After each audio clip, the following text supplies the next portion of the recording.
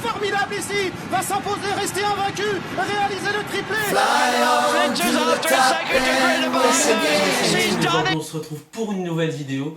Donc bien entendu aujourd'hui je vais vous parler de ce magnifique quintet qui se déroulera mardi à Enghien. Donc ce prix de Gascogne qui est entre guillemets la dernière grande préparatoire au très beau Grand Steeplechase d'Enghien qui aura lieu cette année à la fin octobre. J'y serai, donc je pourrai vous faire un petit débriefing sur cette course.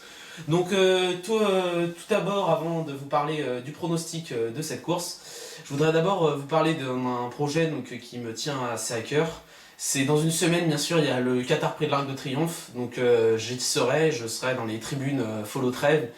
Et je trouve malheureusement que même avec ce grand ampleur qui est, je trouve, incroyable sur les réseaux sociaux avec le hashtag Follow Trèves, comme on a pu le constater, les tribunes ne sont pas encore toutes remplies, donc je vous invite tous ceux là qui vont regarder ma vidéo, je vous invite vraiment à aller sur le site de Trèves. Donc j'ai un code promotionnel pour ceux qui veulent le savoir. Donc à la place de payer la place 25 €, vous pouvez la payer 20 €. Donc c'est tout en majuscule, Trèves 2015, sans accent circonflexe sur le E. Donc voilà, donc allez sur le site, mettez dans le code promotionnel, allez sur la billetterie de France Gallo, et surtout, ça va être un très grand spectacle pour ce triplé peut-être historique, qui ne se fera peut-être plus jamais, on l'espère tous, pour que Trèves réussisse ce triplé qui serait incroyable. Voilà. Donc revenons au fait, pour le prix de la Gascogne, j'ai préparé un petit pronostic. Donc en premier, je vous mets à mettre un très bon cheval entraîné par Patrice Quinton, qui est là depuis, on pourrait dire, son plus jeune âge.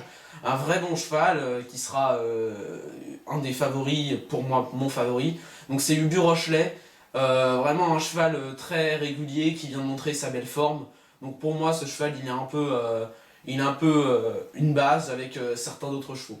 Donc en deuxième, je vais peut-être vous étonner, mais je vais mettre un cheval qui m'avait beaucoup tenu à cœur. L'année dernière, il avait fait de très belles perfs avant d'arriver sur des plus grosses épreuves. C'est Alex de la Ridia. Donc ce cheval, il est vraiment très bon, il avait très bien performé, et là, il revient apparemment bien en forme. Donc on espère tous qu'il pourra faire quelque chose d'assez bien. En troisième, je vais mettre celle qui sera certainement favorite de tous les parieurs, c'est Miss de Chandou. Donc bon, moi je ne l'aimais pas favorite, même si elle reste sur des très belles performances, car je pense pas que le tracé d'Enghien, elle vient de gagner à Clairefontaine, puis elle vient de gagner bien sûr la préparatoire à Enghien, le prix des Rouges-Terres, mais je pense pas que cette course-là soit... Alors, elle a battu Sadler's Floors, qui sera aussi dans mon pronostic, mais puisque je vois Sadler's Floors plus derrière, je la mettrai bien sûr plus derrière dans mon pronostic. Donc en quatrième position, c'est là qu'arrive Sadler's Floors, donc vraiment un très bon cheval qui, pareil, vraiment est très bon dans ce genre de catégorie. Aussi, j'avais mis une petite note, avec Sadler's Floors, j'avais mis aussi un très bon cheval en 5ème position, mais 4-5ème, parce que je sais pas trop les départager ces deux chevaux. C'est Pythagore qui est le vrai spécialiste d'Enghien, qui est là depuis des années. Bon, maintenant il commence à un peu dater, mais il peut, ce cheval, vraiment tellement il adore cet hippodrome, il peut réellement faire des très belles performances. En 6ème position, j'ai choisi de mettre le cheval qui a réussi à battre Belle la Vie pour sa rentrée avant que Belle la Vie soit malheureusement arrêté dans le Grand Steeplechase de Paris. C'est Acuvue de Nuo, un très bon cheval, voilà, qui est quasiment à chaque fois là. Donc, alors par contre, c'est un cheval qui est plus sur les haies, là ce sera un Steeplechase. Mais bon, non, un tel niveau, on sait jamais il peut toujours très bien être à l'arrivée de cette épreuve, donc c'est pour ça que je le mettrai. Donc ce que je vous dis, bien sûr, comme je peux vous le expliquer, parce que ça fait un peu longtemps que je n'ai pas fait de vidéo, les 6, 7 et 8e positions, c'est des positions où je les mets souvent en champ réduit, moi, voilà, donc enfin 5, 6, 7, 8, même plus des fois, je les mets en champ réduit, donc je mets 4 bases et 5, 6, 7, 8, ou 3 bases et 4, 5, 6, 7, 8. Donc voilà, donc c'est à vous de voir là ce que vous voulez faire. Donc sinon après j'avais mis en 7ème position un cheval qui fait très bien Clairefontaine, qui est un très bon cheval, c'est Bac Plus, vraiment un très bon cheval. Alors au niveau un quintet il est un peu barré, mais sachant qu'il va pas porter trop de poids, il sera pas trop, il a sa valeur handicap a redescendu, je pense que cette fois-ci il peut faire une très bonne performance. Donc à voir, 4-5ème, c'est tout à fait possible. Et enfin, je vais terminer mon pronostic avec le numéro 5, Golden Shop. Un très bon cheval, mais qui est pour moi, face à des chevaux comme Ulu Rochelet, Miss de Chandou, Pythagore, Alex de la Redia et toute la troupe, je pense que il est un peu en dessous de ces chevaux-là. Donc c'est pour ça que je le mettrai derrière. Donc sinon, je tenais aussi à vous parler, donc au-delà du pronostic du quintet, donc je vous ai parlé de Trèves. Aussi, sinon, je tiens à vous dire que on parle souvent énormément de cette très grande course qui s'appelle la très grande course du Qatar Prix de l'Arc de Triomphe. Mais n'oubliez pas que le Qatar Prix de l'Arc de Triomphe, c'est tout un week-end. Donc vraiment, il y a des passes pour le samedi et le dimanche. Donc si vous êtes vraiment passionné, honnêtement, c'est très bien parce que on pense souvent au Qatar Prix de l'Arc de Triomphe, ce qui est normal puisque c'est la course majeure. Mais très honnêtement, il y aura de très belles courses comme l'Opéra, l'Abbaye de Longchamp, qui est un très grand rendez-vous pour les sprinteurs. On attendra les meilleurs chevaux de sprint. Hein, dont moi j'attends le retour de Cat Call, le grand Cat Call qui, une fois passé les premiers, s'arrête. Hein, on connaît tout ça. Donc, mais sinon, non, honnêtement, je vous invite vraiment à prendre votre temps parce que week-end, c'est un peu comme le week-end du Prix d'Amérique, c'est un peu le moment phare dans le galop, il y a le moment phare dans le trot.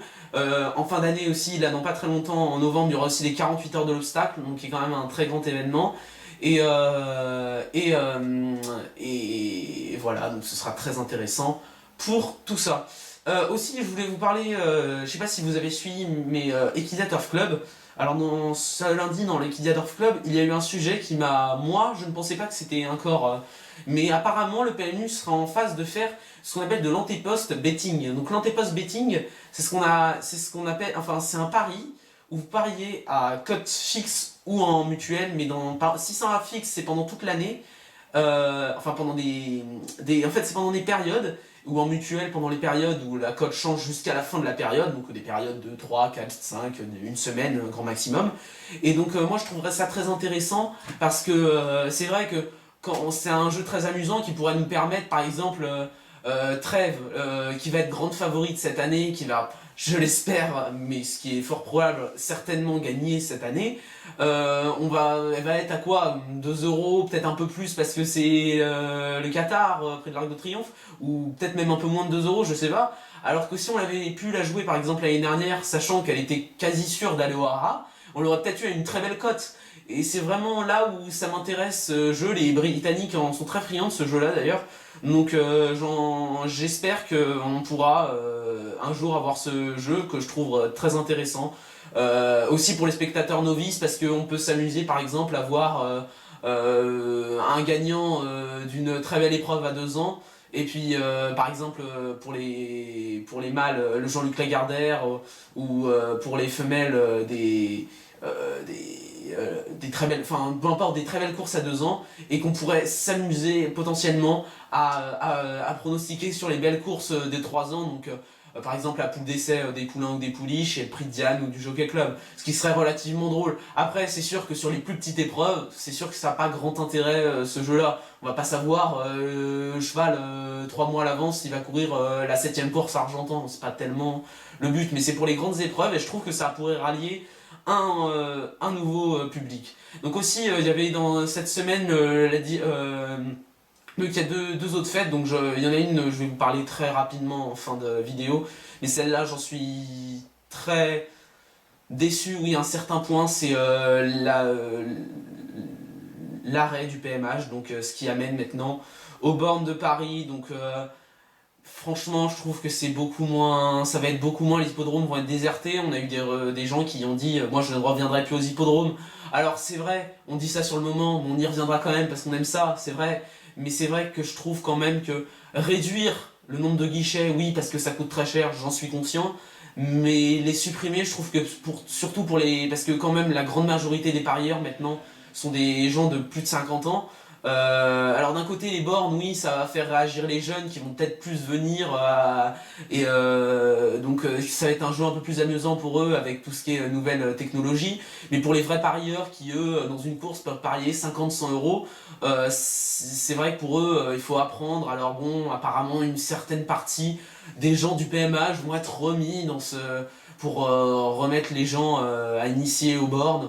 Bon, mais c'est vrai que je suis un peu déçu de cette réforme, voilà, mais après, faut bien faire des économies, hein, si, soit c'est ça, soit c'est autre chose, donc on préfère toujours ce genre de choses-là. Alors sinon, la dernière petite brève, c'est que Equidia passe en HD, donc pour les abonnements de CanalSat et de Free. Donc voilà, donc maintenant Equidia en HD, alors j'ai eu l'occasion, même si moi j'ai la TV d'Orange, donc moi ce sera le 8 octobre, et pour les autres ce sera un peu plus tard dans l'année, ou peut-être tout début 2016. Alors apparemment j'ai vu sur les images, par exemple ceux des gens qui ont CanalSat, alors il y a une très belle, il y a un très beau, c'est vrai que la clarté au niveau de la piste, de l'herbe, des chevaux, on voit beaucoup mieux. Mais alors le petit truc, alors bon, ça n'a pas vraiment à voir avec l'image, donc la HD, mais depuis une semaine, donc depuis ce lancement de la HD, je sais pas, des fois on entend des commentaires qu'on devrait peut-être pas, à mon avis, entendre à l'antenne, donc il y a des petits problèmes, ou sinon avec les bandeaux de cotes, voilà, donc des petits problèmes, mais sinon tout est très bien. Donc voilà les amis, donc j'espère vous retrouver pour une prochaine vidéo. Donc bien sûr je ferai une vidéo assez grosse, un peu comme j'avais fait en début d'année pour le prix d'Amérique, pour bien sûr le prix de l'Arc de Triomphe. Donc n'hésitez pas à voir mes autres vidéos, j'ai mis sur ma chaîne, j'ai mis la chanson de Trêve, donc Fly Away Trêve. Donc bien sûr, hein, c'est pas moi qui l'ai fait, hein, j'ai la mis juste en lien pour que quelqu'un la voie. Et sinon je vais mettre un autre montage sur Newbase, celui-ci par contre que j'ai réellement fait. Voilà les amis, allez, n'hésitez pas à vous abonner et à liker la vidéo. Nouvelle victoire allez, à André Favre dans cette compétition, c'est la Kazakh du Prix Rally d'Abdullah. Quel passage encore, c'est vraiment un drôle de cheval Dominique Sotoubet parce qu'il a eu un passage exceptionnel.